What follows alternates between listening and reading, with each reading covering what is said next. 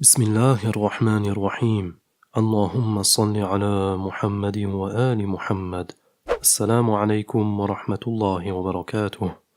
Après avoir exposé les arguments sunnites, on peut voir qu'il n'y a aucun verset du Coran, ni même de hadith prouvant la dite règle de Adalatus Sahaba. Règle qui prétend que tous les compagnons sont fiables dans leur transmission des hadiths du prophète, chacun des arguments ayant été détruit précédemment. Et bien à présent, que leur reste-t-il pour prouver cela?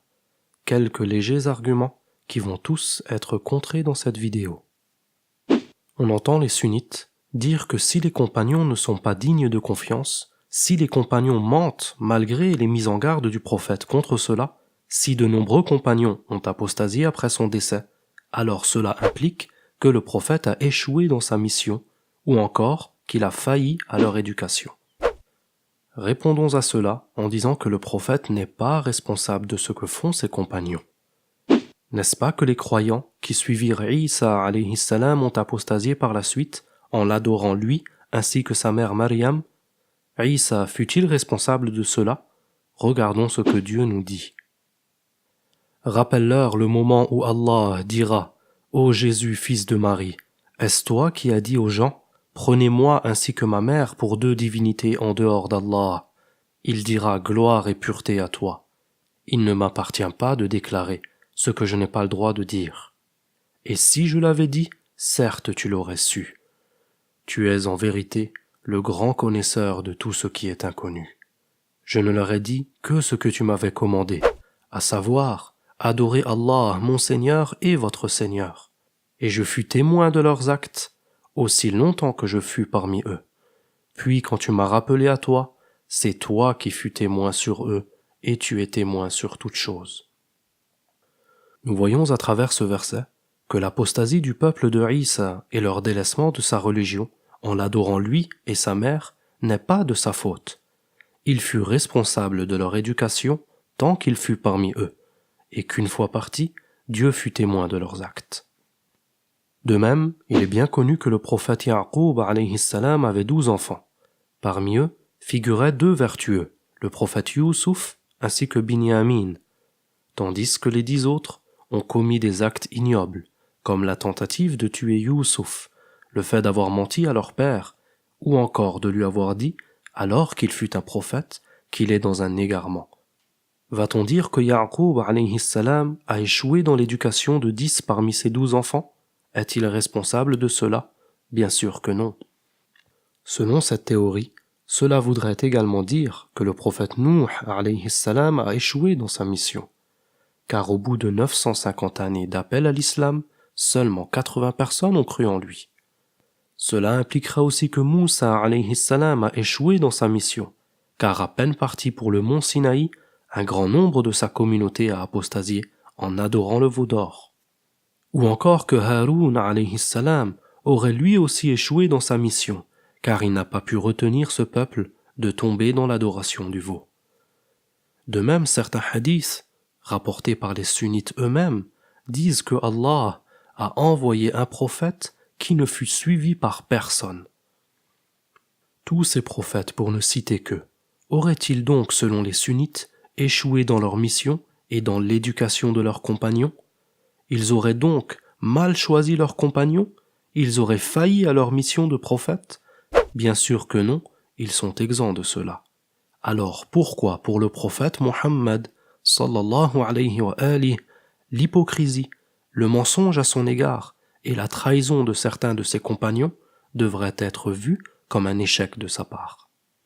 On entend également de la part des sunnites que si l'on ne peut pas faire confiance à tous les compagnons, alors on n'aurait pas de religion aujourd'hui, que nous avons besoin qu'ils soient dignes de confiance pour que la religion nous parvienne de manière intacte. Juste un rappel, à la mort du prophète, le nombre des compagnons était d'environ 120 000, et pourtant, nous voyons que dans le sunnisme, nous n'avons pas eu besoin de ces 120 000 compagnons pour avoir une religion complète.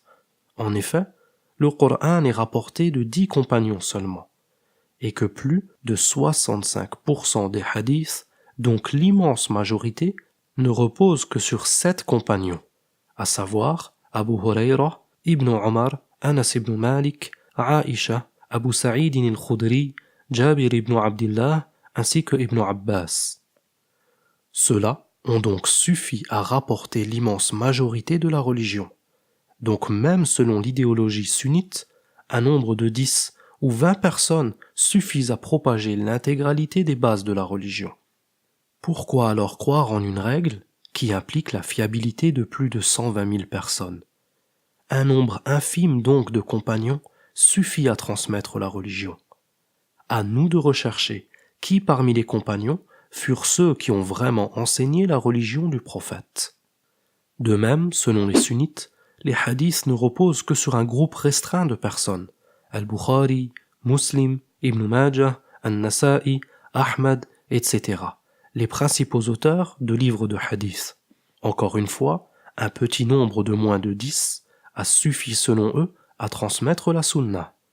Et concernant le fiqh, les sunnites considèrent que seulement 4 personnes leur ont suffi pour avoir une pratique complète.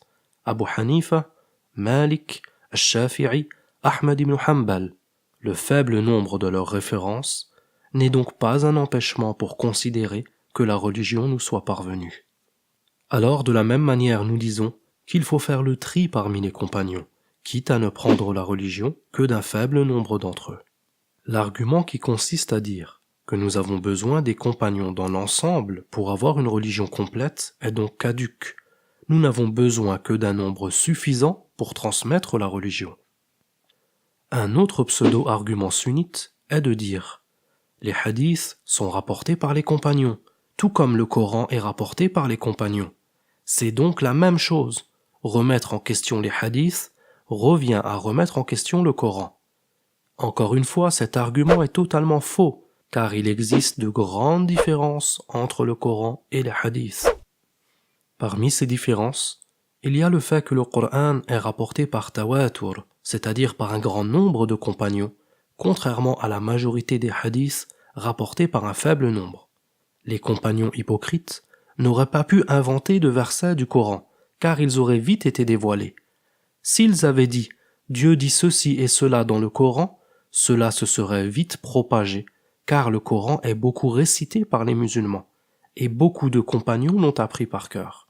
S'ils avaient fait cela, on se serait vite retrouvé avec des imams parmi les compagnons qui auraient récité dans leurs prières en assemblée devant les autres musulmans des versets du Coran qui n'existent pas, et ils se seraient donc vite fait reprendre par les autres musulmans. Contrairement au hadith, où un compagnon le transmet à seulement 1 ou 2 personnes, qui lui-même le transmet à 1 seule ou 2 personnes, etc. De sorte que ce genre de hadith fut peu connu jusqu'à arriver à des hommes, comme Al-Bukhari ou Muslim par exemple, qui les compilèrent et qui par la suite furent connus de la masse des musulmans. Il y a aussi le fait que le Coran comporte un i'jaz, c'est-à-dire un défi, de par son éloquence et sa beauté, de sorte que changer des versets ou en ajouter serait vite dévoilé, ce qui n'est pas le cas des hadiths. Il est très facile d'inventer des hadiths. D'ailleurs, même chez les sunnites, certains de leurs savants ont écrit des livres spécialement à ce sujet, comme Ibn al-Jawzi, dans son livre Al-Mawdu'at, dans lequel il a compilé un nombre impressionnant de hadiths inventés. Par contre, personne n'a écrit de livre sur les versets inventés du Coran, et cela car ça n'a jamais existé. Celui qui se serait risqué à cela aurait vite été dévoilé. De plus, parmi les compagnons qui ont rapporté le Coran en entier, il y a l'imam Ali alayhi salam, jugé fiable sans aucun doute par les chiites ainsi que par les sunnites. La communauté est donc unanime à son sujet. Donc même si le Coran n'était rapporté que de lui, cela aurait été suffisant pour considérer le Coran authentique. Et cela fut d'ailleurs le cas pour d'autres communautés, comme chez les Banu Israël. N'est-ce pas que la communauté de Moussa alayhi salam avait oublié et falsifié la véritable Torah qui fut révélée à Moussa, puis Allah a ressuscité cet homme vertueux Uzayr après qu'il fut mort durant 100 ans, et que c'est lui qui leur récita à nouveau la Torah authentique après qu'elle fut falsifiée et oubliée, car il était de ceux qui l'avaient apprise par cœur de son vivant.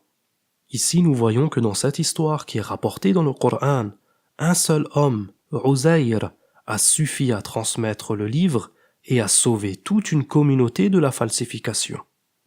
De plus, Dieu a promis la préservation du Coran dans Souratul Hijr par sa parole إِنَّا نَحْنُ نَزَّلْنَا الذِّكْرَ وَإِنَّا لَهُ لَحَافِظُونَ qui signifie « C'est nous qui avons fait descendre le livre et c'est nous qui le préservons ». Le Coran est donc protégé de toute falsification. Mais en est-il de même concernant les hadiths? Non, bien au contraire. Déjà même durant son vivant, le prophète mit en garde contre le fait de lui attribuer des paroles qu'il n'a pas dites. Il est rapporté dans le hadith mutawatir « Man kazaba alayya muta'ammida falyatabawwa maq'adahu minan nar » qui signifie « Celui qui ment sciemment à mon égard, qu'il prenne sa place en enfer. » Encore une fois, tous les arguments sunnites s'écroulent. Tenter de prouver cette théorie, de prendre la religion de tous les compagnons, est décidément quelque chose d'insensé, car aucune preuve solide ne le permet, et bien au contraire, énormément de contre-arguments montrent que tous les compagnons n'étaient pas fiables et qu'étaient mélangés à eux un bon nombre d'hypocrites. Avant de conclure, sachez que nous n'avons dans cette série exposé qu'un faible nombre de contre-arguments à l'idéologie sunnite, qui nous dit que la religion ou que la sunna est l'ensemble de ce que ceux appelés les compagnons ont rapporté du prophète, sans étudier s'ils sont fiables ou non, et qu'il existe encore de nombreuses répliques à cette théorie. Dans la prochaine et dernière vidéo composant cette série, car oui, elle touche à sa fin, il sera donné la conclusion à laquelle sans nul doute on ne peut qu'aboutir. Barakallahu fikum, wassalamu alaykum wa rahmatullahi wa barakatuh.